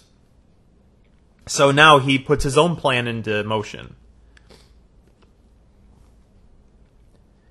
He kind of starts doing it now, but it's just by default in the moment. It's not something that he's been planning all along, and if he had been planning it throughout the film, it's a reflection of who he is, who he thinks he wants to be, who he's going to become, and as a result, the pursuit of his objective ties into the growth of his theme, and we go along on that journey. We cut back to the... I'm telling you, those are the understudies for the cast of Predator. Sitting in the jungle listening to the radio. Oh, that's so obviously a set. It would have been nice, too, if the lady in the water would have had an objective of her own. Each character is a main character. That has to be the lesson for all screenwriting, all storytelling. Every character is a three-dimensional character. Everybody wants something for themselves. It doesn't mean that they're selfish or a bad person, but everybody wants something. They have a desire, especially in a movie. So, to make really great drama, to increase the level of conflict, everybody is in conflict with each other. So the lady in the water should be not in agreement all the time with John Connor. What does she want from him? We have a baby now. You can't go off and risk yourself. Who's going to take care of me? Everyone thinks you're crazy. Your mother claims to have been impregnated by someone from our future, and you're this great prophesized leader that's supposed to save us. No one believes you. If you die, everyone's going to laugh at me. They're going to throw me out. They're going to give me to the robots, and I'm just going to be killed. You have to stay alive. Our baby's life depends on it. Sure, she would become a little selfish. She would become a little more self-interested and not necessarily so altruistic in that, oh, we have to save humanity. Yeah, she's a doctor, and we never really see her doing her doctor thing. And she's not Catherine Brewster. Would it have been so horrible to just name her Catherine Brewster? A nice continuation of the third film, even though it's not the greatest movie ever. And here we have Neo journeying into the robot reality. They scan him and they let him go through. And it's pretty cool to visit one of the Skynet's citadels, one of its headquarters. This is very Blade Runner-ish right here. Very Blade Runner-ish. I am an hour and 20 minutes into the film. And Sam's going to go into the heart of Skynet City here. But unfortunately, we're going to learn in the epilogue voiceover, we destroyed one of Skynet's headquarters, but it wasn't the big one. And we're going to do a sequel. So please come back in a couple years. If this movie makes enough money, then we'll have it. But I think it didn't. And the studio really wasn't happy, so there really isn't a fifth movie in production just yet. Lame. We just got iPhoned again. John Connor is also making this journey to Skynet City. For Sam Worthington, his journey has come full circle here. He is back to the place where he died and was reborn as this artificially intelligent robot, Terminator. What is the impact? Basically what we have here is the human journey. It's birth to death, death to rebirth. So why not explore that a little bit more by having him have stronger emotional reactions, which means his character would be well-defined. He wants things, he wants to see his family, and he believes in that 100%, so that by the midpoint, when it's revealed to him that his family is dead, he's been used, his memories were false, or they existed, but they were just used to trick him, now he could make this decision to, okay, I'm gonna get Skynet back. Skynet used me, they betrayed me, and I'm not going to be an agent of evil. I'm going to do good, so I'm going to infiltrate, and I'm going to help destroy it. That's the journey that this robot, this character, needs to go on. It's not communicated 100%. It goes through the steps, and here we get the backstory. And we get the backstory, so we feel a little bit of a connection to him, but we're almost at the end of the film. It's a little bit late to kind of force this in. And it is just information, so if it would have been able to connect us emotionally with him earlier, this information can influence how we feel about him. But right now it's just facts. Okay, here's how it all connects. Great. But for him, this is someone who feels betrayed now, and the midpoint is a new objective for him. It would have been great if, up until he gets captured, his objective was, I just want to get back to my family. I need to find them. I think my brother's alive, whoever is still alive, whatever. He finds out he's a robot. His new objective is destroy Skynet. Would be great, and we can see him be possessed by that, seeking revenge, pissed off that he's not human. What does it mean to be human? Are we just a bunch of memories that convince us we are? Or is it the actions we take? Is humanity defined by flesh and bone? Or is it by kindness, sympathy, empathy, and goodness? What is the thing that makes us human? How are our actions judged? Can a robot be more human than someone who is a biological mechanical mechanism versus steel and gears and oil and all that? Which is something that, again, echoes back to the second film where if a Terminator can learn the value of human life. That could have been explored here without anyone standing up and preaching to us, this is the lesson here. And it's something, again, that we've seen in a lot of movies, and it's been done in different ways. But the situation, the story lends itself to that.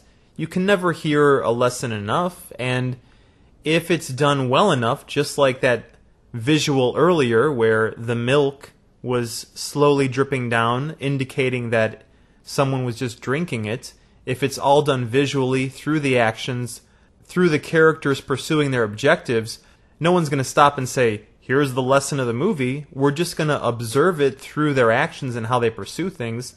The actions reflect the morals, the beliefs, the code that someone lives by. So just give us someone who has well-defined guidelines for why they're doing what they're doing, and we'll get something out of it. It's when they're just being puppeted around, literally like Pinocchio. Pinocchio here is being puppeted. And towards the end here, he starts to have this change, this thematic journey take place within him. Now he's talking to the evil queen from Alice in Wonderland. Skynet is the face of Helena Bonham Carter, or whatever it wants to look like. Here we have a futuristic flat-screen TV, and he's talking directly to Skynet. Now, Skynet as a character could have, again, been revealed to us slowly through the point-of-view shots of the various robots, and here we have a collection. Okay, it's all coming back. I sort of forgot this moment, but it's not powerfully impacting. It would have been great if this collected information was hinted at earlier, because does it in any way pay off now that it was kept a secret this whole time, and now it's being revealed to us that, oh, Sam was just a collector. It was just basically the eyes of Skynet going out and recording information and finding the different people. Was he just an operative sent out to find Kyle Reese? to find John Connor and to bring them to Skynet City, Skynet headquarters. It's a little bit of a revelation, but let's see Skynet's intelligence. Let's see Skynet set up and pay off and growing and strategizing every time we see a robot. Again, the robots are the minions of Skynet. They represent the ultimate villain, the ultimate bad guy, the opponent here. So every time we see through that point of view, we are seeing Skynet's thought process. We're seeing how it's pursuing its objective. Skynet is a character. Treat it the same way that a human's treated. Skynet main character. What does it want? The objective. Who is the opponent? Does it talk to anybody in terms of, this is what I want? Well, Skynet's not necessarily human. It is artificially intelligent. So it would alter its strategy based on what happens to it. So we could just see through actions how that's happening. It necessarily wouldn't be talking and pouring its heart out.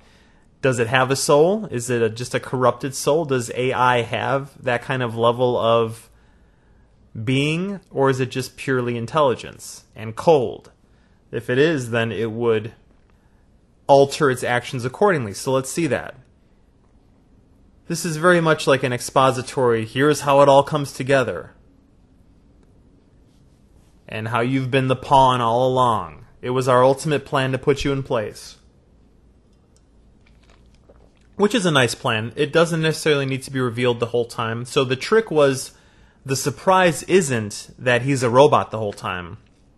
The surprise is that he is an agent, an unknowing agent. He was specifically built to think that he wasn't under the control and he wasn't being created for the mission of getting information and revealing all the secrets of the rebels, the human resistance. All right, here we go. It's a fourth Terminator movie, so who do we have to have in it? Arnold Schwarzenegger, of course. We have to have this model. Hour and 29 minutes into the film, and the power of CGI is a little bit scary because this is young Arnold, 35-year-old, 37-year-old Arnold from the first film, and it looks like him, man. It looks real. It looks like he's really there. And it's getting scary how that can all look. Wow. I'm very impressed. But now, let's ask the question, do we need to have it in here? Or is it just being done for like a nice callback? Logically, it makes sense. Skynet would be designing this model, and there would be an assembly line or a prototype, and it would start. So, okay, I can buy that. Now let's go to the next step. What would John Connor's reaction be? Again, this is his father figure from the second film.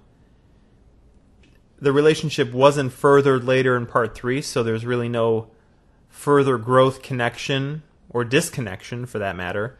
So John Connor should know, okay, this obviously isn't the same Terminator. It's just a model that's meant to look like the one that I experienced when I was younger. It would have been nice if there was a little bit of a reaction here from John Connor when he sees the Schwarzenegger Terminator. Just some kind of emotional cue, like just a momentary, he loses himself and holy cow, this is a flashback to my childhood. And then, uh-oh, I better get out of here because this thing is mean and it's gonna totally kill me. Why is Kyle Reese being experimented on here?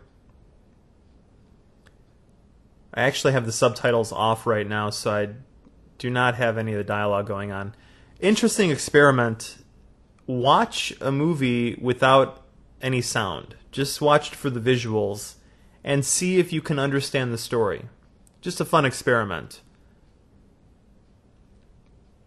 The opposite of that is turn the visuals off and just keep the audio on. And see if you can imagine what's going on. See if through the dialogue it's becoming expository, if the story's being told through the words, or if the words are being used as a way to fight for things, and you can't tell what characters are doing in that moment. Ideally, the visuals communicate the story, not the words, and the words are just a way that characters fight for what they want. The power of the Schwarzenegger Terminator is awesome here, and there we go. It lasted all about 3 minutes, and we get the explosion here, and the flesh is burned off, and we're back. There's the model, the Terminator model that we're used to seeing. Don't understand why it's so powerful. He fired 2 kind of explosive grenade shots directly into the Terminator, and it really didn't faze him. It didn't blow apart any of the pieces. I mean, he's not like indestructible. They blow him up with a homemade stick of dynamite in the first movie. So why wouldn't that work here when he's firing the explosive shells? Little callback here to earlier Terminator imagery where the Terminators are being assembly lined together and there was the eye being put into the skull. I think in the advertising for Terminator 2, in the teaser previews, there was the whole assembly line process, and then at the end it's revealed that Schwarzenegger comes out of this final step, this like shell kind of pod thing, and then it's like Terminator 2 this summer. We get to see how they're all being made. Relatively new image. Okay, I'll go for it. It's decent.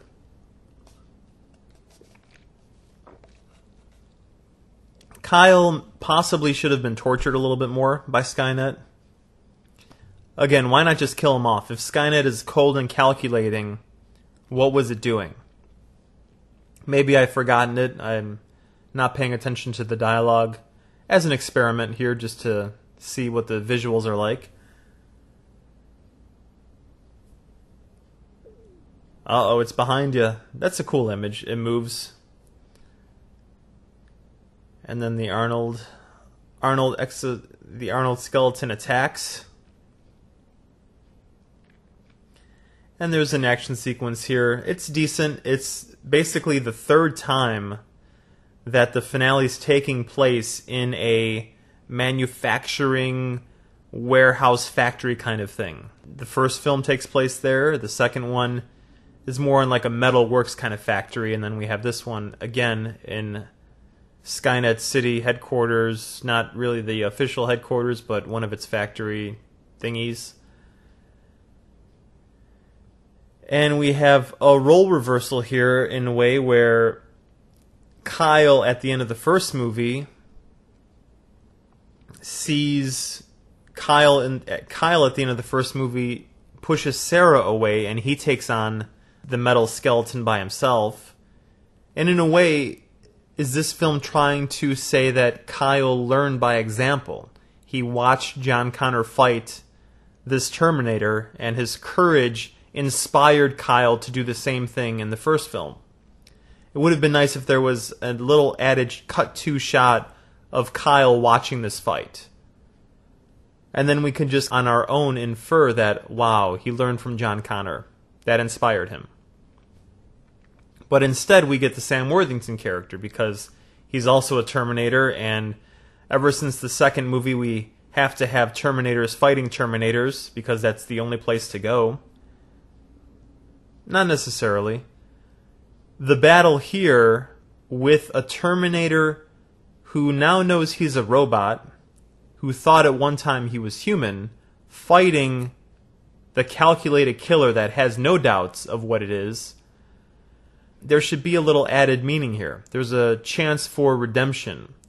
That even though he unknowingly helped Skynet gather information, destroy the submarine, capture key people in the future resistance army, he's still able to have a little redemption here. Does it make a difference that Sam Worthington is the one to fight the Arnold robot here instead of John Connor? Going back to the opening image of this film, it starts with Sam Worthington. That's a communication to us that this is going to be his journey. If it opens with John Connor, this is going to be his journey. And the second movie was very much John was leaning on Arnold Schwarzenegger, his father figure Terminator, to lead him through that journey, to be the one that comes up with the decisions, who protects him, who does all the hard fighting. So here we have a chance, because it wasn't taken in the third movie, for John to destroy the Arnold Terminator and symbolically say, I don't need that father figure anymore. I don't need what you represent. I am now my own man. I've destroyed this image of someone who I needed in order to be strong, but now I can be strong on my own. So destroying the Arnold Terminator by himself leads to that visual realization. He doesn't need to say it. He probably doesn't know it consciously. It's more of a subconscious thing.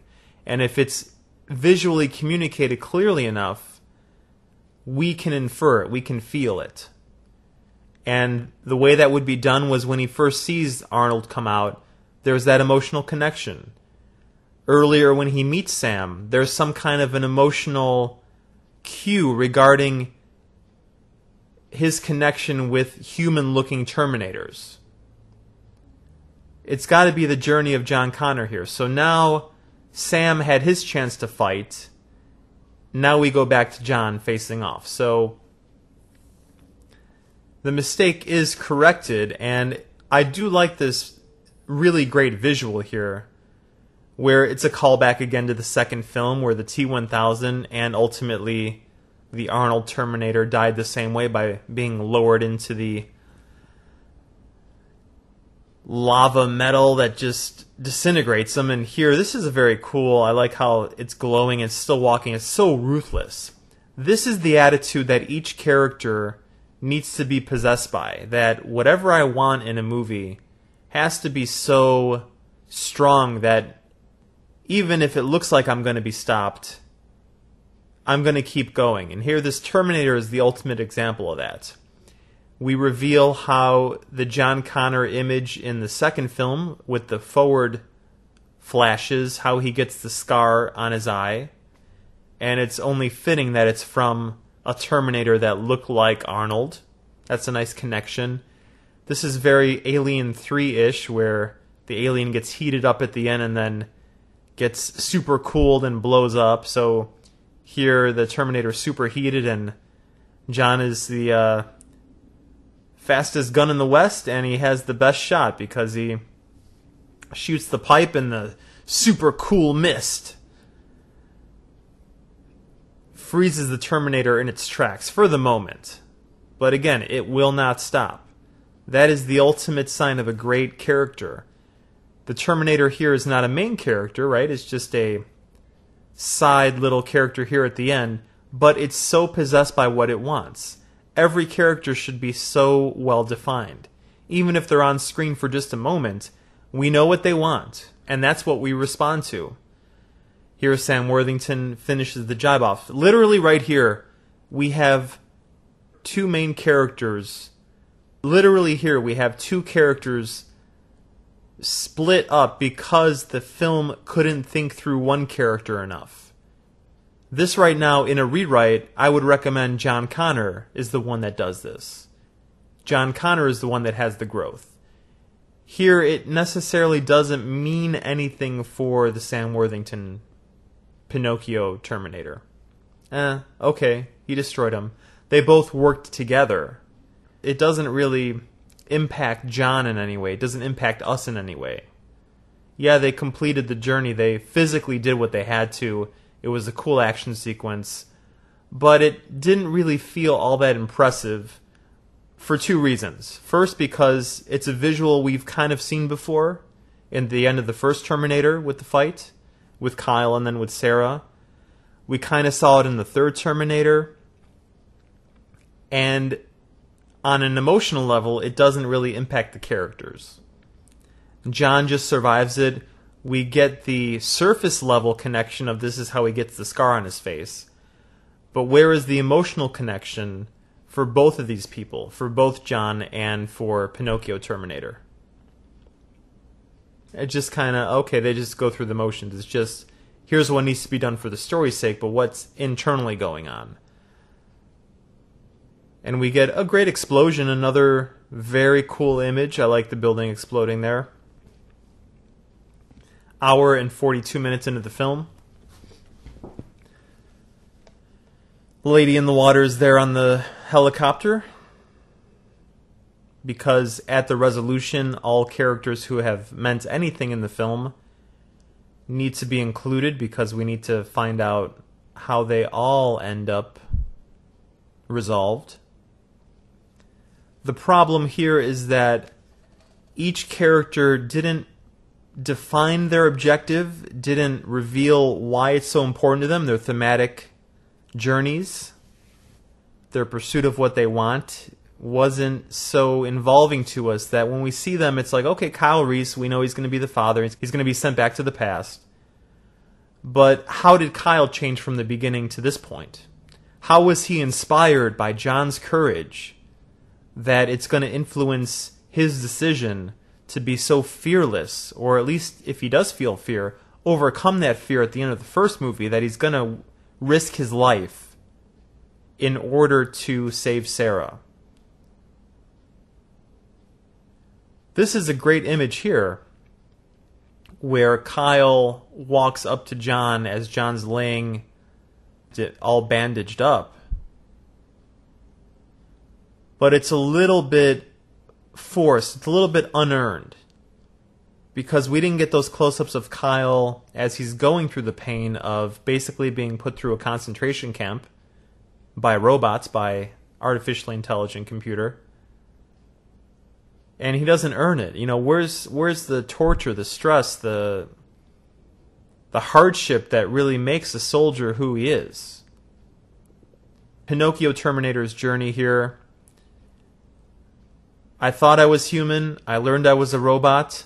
My actions made me human even though I'm not physically human. That's the true journey. And it's trying to be heightened by the love story here with the girl, with the soldier girl he rescued, and then she later on rescued him. But it wasn't as powerfully communicated as it should be. The movie's doing the right thing in having all these characters in the tent because they're the ones we've been following, so we need to have some kind of resolution. It's trying to be emotionally satisfying. Lady in the water's there, but we don't know exactly what she wanted the entire film. She wasn't pursuing it strongly enough. She wasn't willing to argue and have fights about it. The little girl character really kind of stayed quiet the entire film. I guess it's kind of like if you have like a little kid or a dog, it automatically means whoever is watching that character is a good person. If you get a character who hits a kid or a dog or does something bad to them, we as an audience don't like them. So if they do something good for either of those kinds of characters, we're going to feel a closeness to them. That's like the road to easy character connection with an audience. And it's visually a complete circle here for the Sam Worthington character. Again, the problem here with this movie is that it's the journey of Pinocchio Terminator.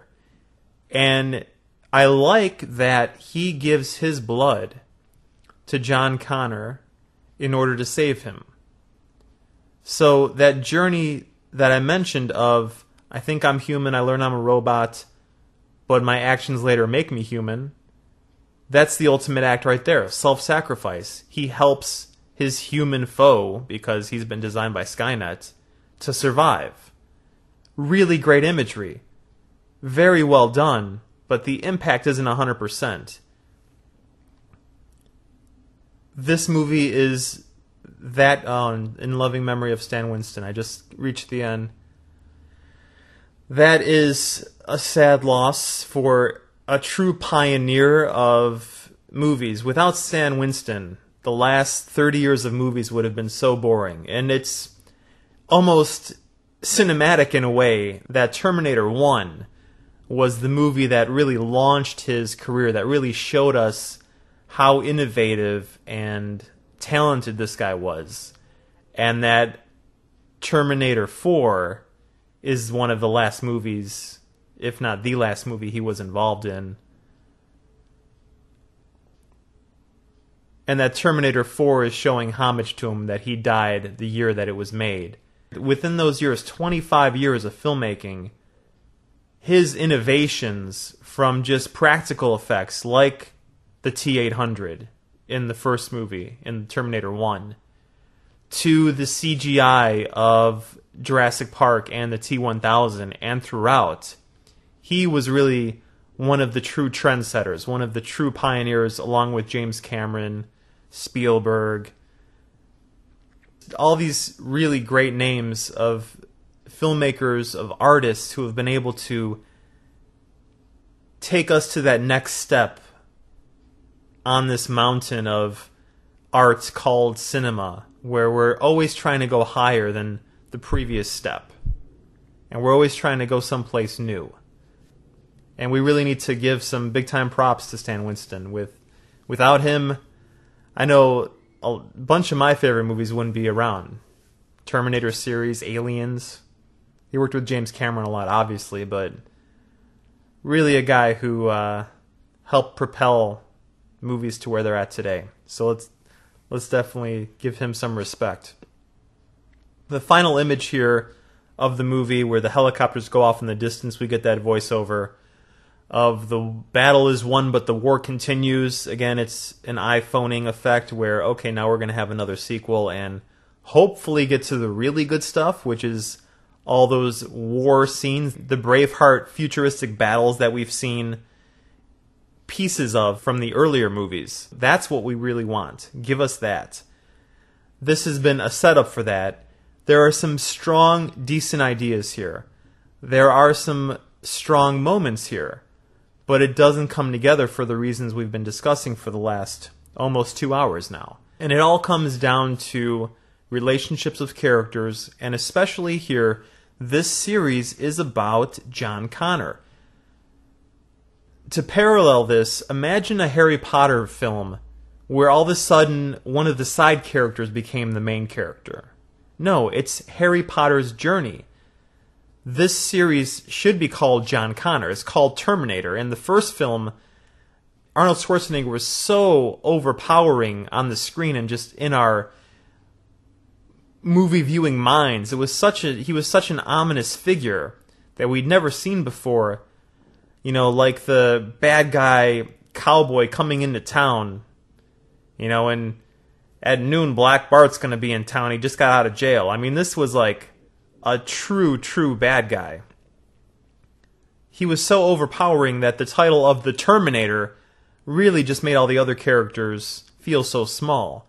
And yet the journey was really for Sarah Connor and for Kyle, where he was sent to the past to complete his destiny. He knows, I'm going to go back to the past, father a child, and I'm going to die.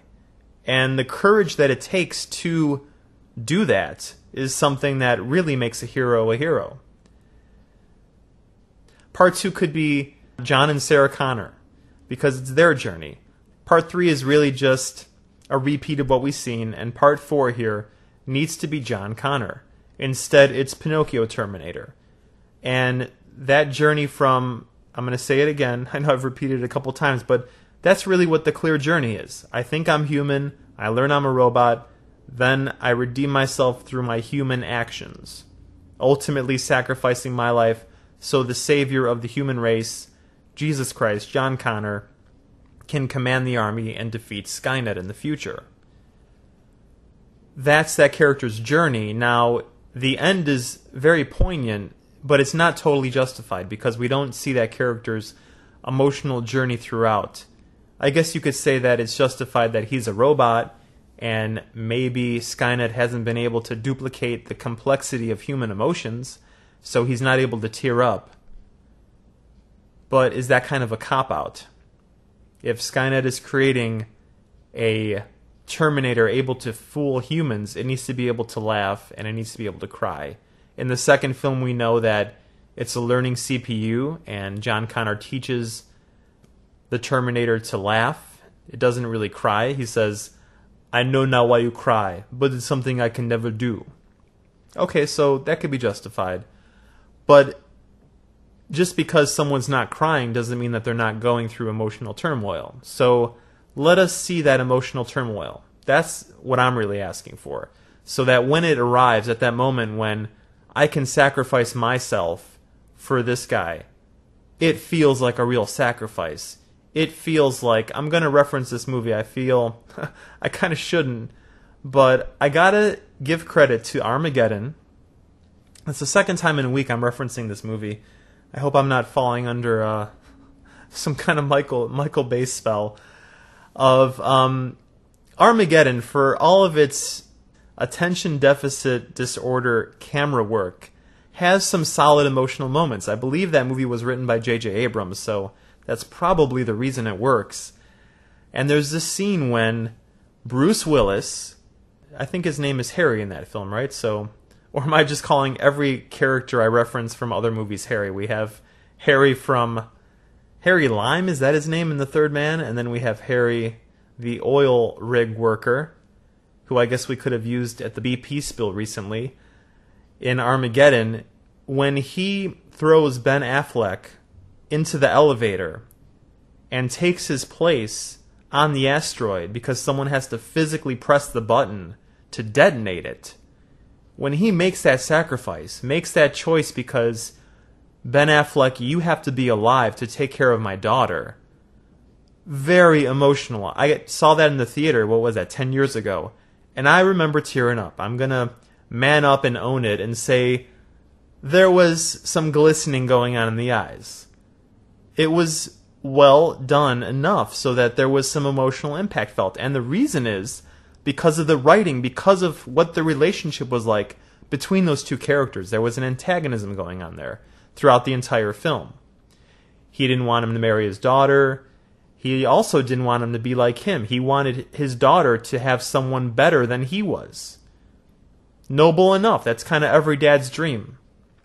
Wants to make sure that daughter's all right, wants to make sure the daughter marries someone decent, and even steps it up in life. Takes it to another level of quality in terms of the person they marry, the status, the social status. Nicely, powerfully done. And that's what this moment here, when Sam Worthington decides to give the blood transfusion and to essentially die in the service of a greater cause, we need to have that kind of thing of like, okay, redemption. So Terminator Salvation, Terminator Redemption could have happened, but the steps along the way, imagine a thematic journey kind of like a dial from 1 to 10. It can't just go 1 at the beginning of the movie, 10 at the end.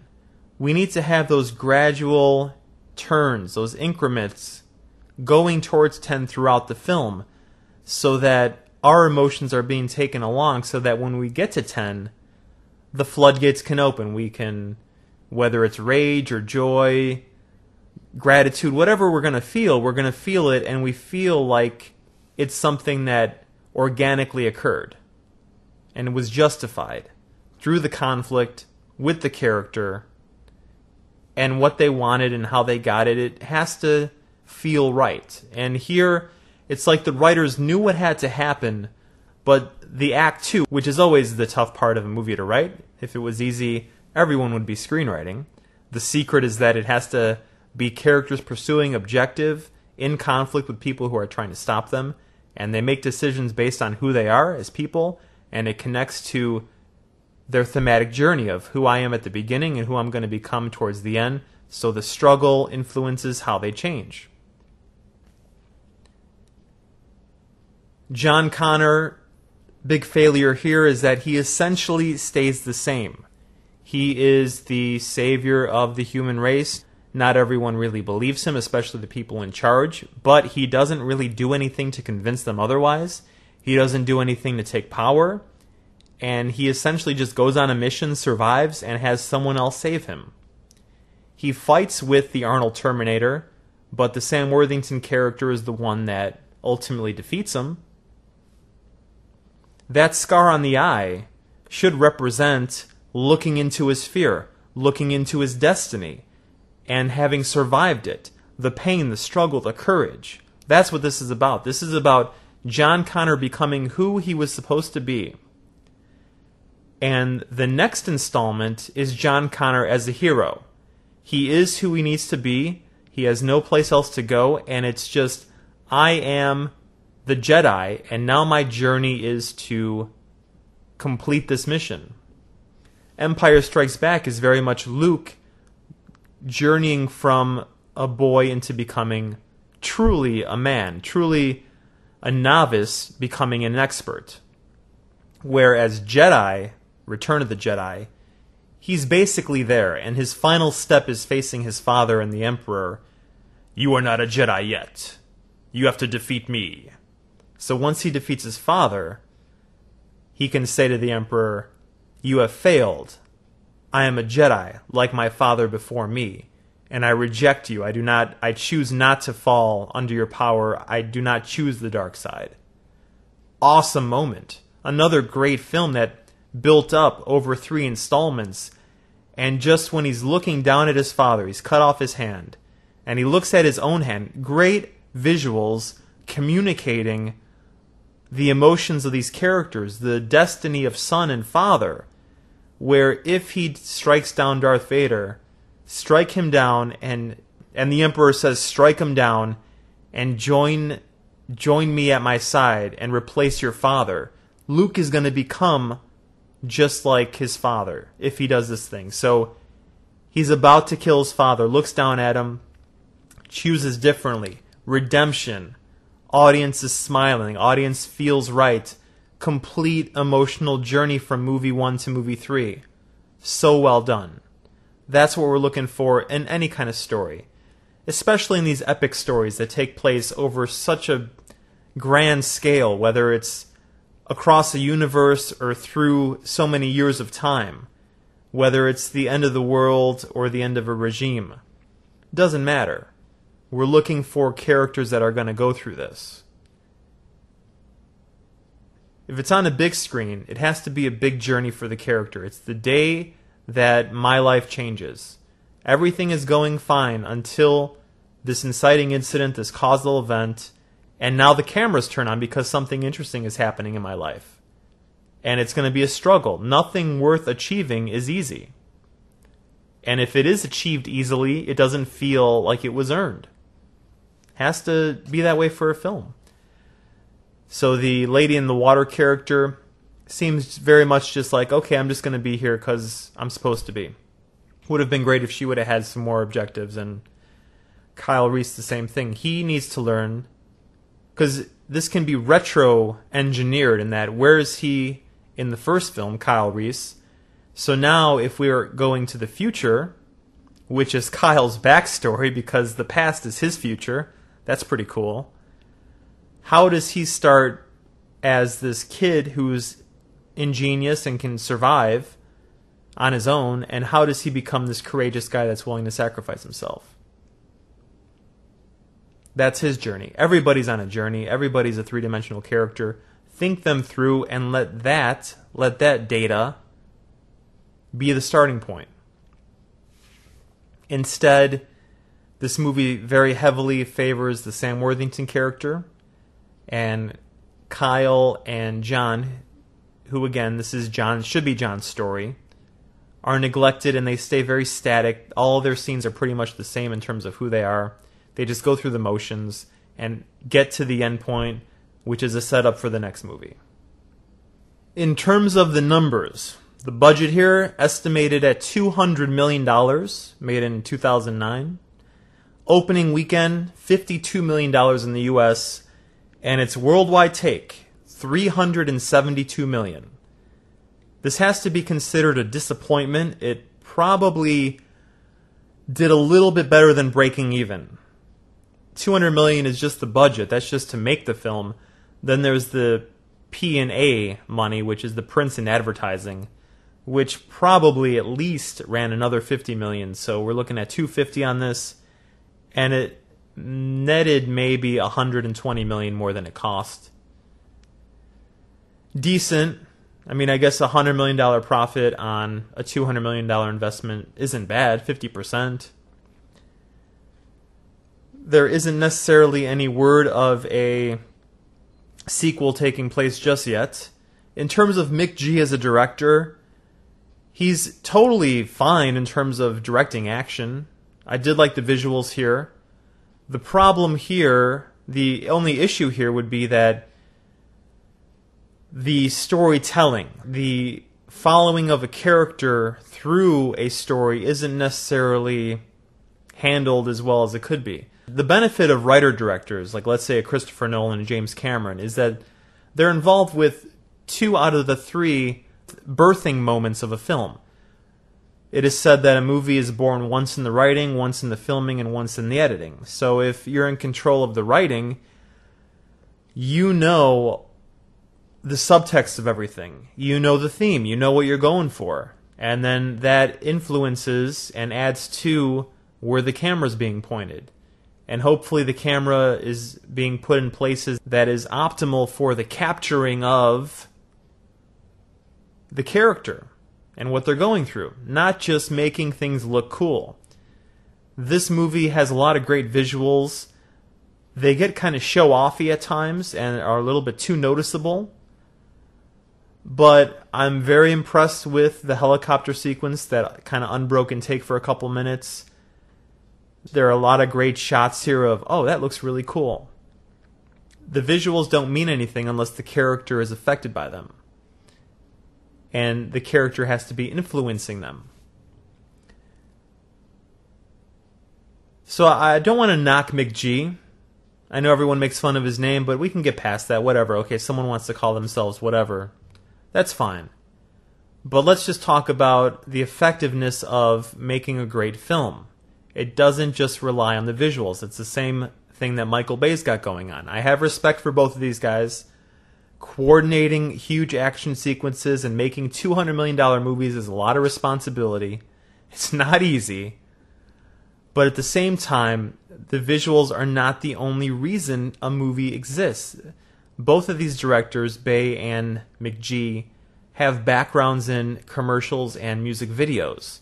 The motivations for those, while there is story influenced in those, they're not necessarily character driven. They're really designed to kind of show off things, show off products in commercials, show off the artists in music videos. While a story is meant to take the audience into a world and into the inner world of the characters that occupy that reality. It's a different skill set, so I would recommend have these directors go through the process of creating a dramatic film.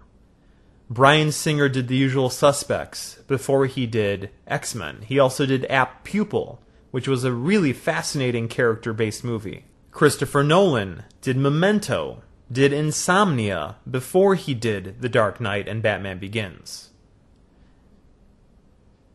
James Cameron didn't necessarily start with dramatic filmmaking, but the Terminator and Aliens are all about character. He's very female-centered in his characters. Ellen Ripley is arguably one of the best female characters ever to hit the big screen. She happens to be an action hero, but compare Alien to Aliens, just in terms of Sigourney Weaver's character, and in that second film she steals the show because she's a well-written character. Peter Jackson did Heavenly Creatures with Kate Winslet, very much a character study before he took on Lord of the Rings. So the recommendation should be, can a director who's not necessarily a writer-director tell a character-based story first, then go on to a superhero movie or a big action film? I'd love to see Paul Thomas Anderson, director of Boogie Nights and Magnolia and There Will Be Blood, do a superhero film. Be really interested to see what he can accomplish. Darren Aronofsky did The Wrestler. Would love to see him do something big. Once a director can prove that they can handle characters' emotions and effects on the big screen, then they're ready for a bigger project. It's like getting a pastry chef to now be the chef of a kitchen. Are they going to try to make everything sweet? Well-roundedness, that's what we're looking for. I don't necessarily really need another Terminator movie unless it's going to be directed by someone of a Oscar caliber, someone who's able to do character-based storytelling. Because I'm all Terminatored out. I've seen enough robot skeletons and laser blasts and explosions to last me. I've seen a post-apocalyptic future. Looks cool, great, but Part 5, yeah, it's going to be filled with more robot Terminators going all on the field of battle. There's going to be hundreds of them. We should see the ultimate battle where John Connor triumphs, and we should see Kyle Reese being sent back to the past, so we have the full circle being complete. But it should be done in a really solid way. I'm not against sequels, reboots, remakes, or anything, as long as they're done well. As long as they're not made so obviously made because they're motivated by greed and profit.